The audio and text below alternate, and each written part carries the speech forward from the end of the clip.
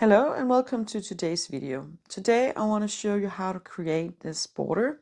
It's called a zigzag border. It's really nice, I think, and it's also really simple and easy to make.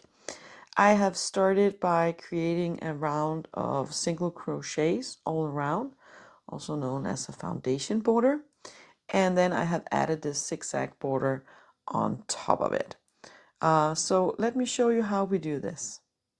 So I finished a round of single crochets and we're just jumping right into it. If you don't know how to do this foundation border, this round of single crochets, I have a video about that and I'll link to it in the description. So what we're going to do is we're going to chain one like that. And then we're going into the next stitch and we're just going to slip stitch into that one. So pull the yarn through and slip stitch. You're going to chain one, go into the next stitch and slip stitch. Very easy. Chain one, go into the next and slip stitch. And that is the pattern. So chain one, slip stitch in the next,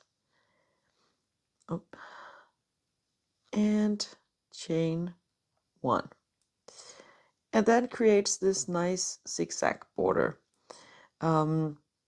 There's really nothing special about this.